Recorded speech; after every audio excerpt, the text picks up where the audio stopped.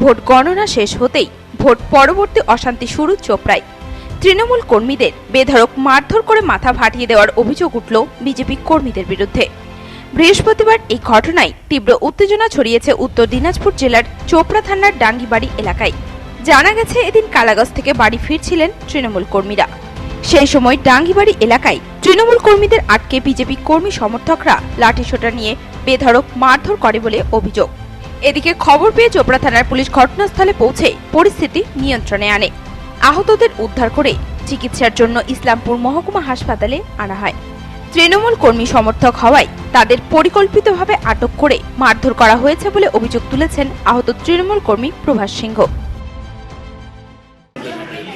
আমরা বাড়ি থেকে আর কি হসপিটালে আসবো, ওই সময় ওরা আমাদেরকে পরিকল্পিতভাবে আমাদেরকে অ্যাটাক করেছে। বিজেপিরা। কোন জায়গাটা হয়েছে? এটা হচ্ছে ডাঙ্গিবাড়ি হসপিটাল পাশে, চোপড়া থানা। মানে আপনারা কি কোনো পার্টি করেন? আমরা পার্টি করি টিএমসি। ওরা আপনাদেরকে কেন মারলো? এমনি মারলো না কোনো কথা? হয়তো দলবদ্ধ আক্রোশ কিছু ছিল, ওরা বিজেপি করে। ওরা কতজন ছিল? ওরা ছিল মোটামুটি 5-7 জন ছিল। আপনাদের কয়জনের আঘাত লেগেছে? আমাদের 3 জনে লেগেছে, এতে 2 জনে। হ্যাঁ, চিনি। একই জায়গাটার লোক আপনারা? না, আশেপাশের, একই জায়গার না। হ্যাঁ, এর আগে কোনো দুশ্মনী ছিল এর সাথে? না না না না। আজকে এমনি আপনাকে মাটি দিল? এবার ওই যে দলগত ব্যাপার আছে, ওরা বিজেপি করে, আমরা টিএমসি করি। অন্যদিকে এ বিষয়ে বিজেপি সহ সভাপতি সুরজিৎ সেন বলেন, চোপড়ার তৃণমূল বিধায়ক হামিদুর রহমানের লোকজন নিজেদের মধ্যে গন্ডগোল করে বিজেপির বিরুদ্ধে অভিযোগ তুলেছেন। পাল্টা বিজেপি কর্মীদের মারধরের অভিযোগ তুলেছেন তৃণমূলের বিরুদ্ধে।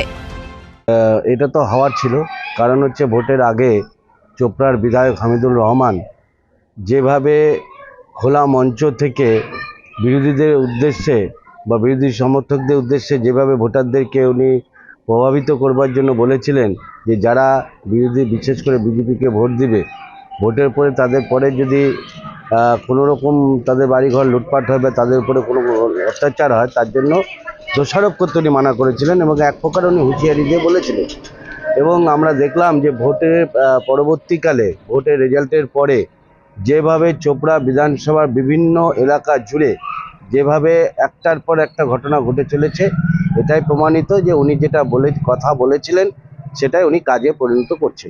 অভিযোগটা কিন্তু বিজেপির দিকে আসছে, 3 জন কর্মীকে মারা হয়েছে। আপনারা এটা ভাবতে পারেন যে চোপড়া এলাকায় বিরোধীদের বলার মতো ক্ষমতা নেই, সেই চোপড়াতে বিজেপি তৃণমূলকে মারবে?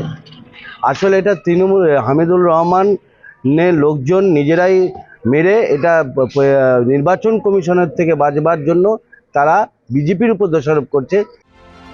এই পুরো ঘটনার তদন্ত শুরু করেছে চোপড়া থানার পুলিশ। উত্তর দিনাজপুর থেকে বিশেষ প্রতিবেদন, নিউজ টুডে।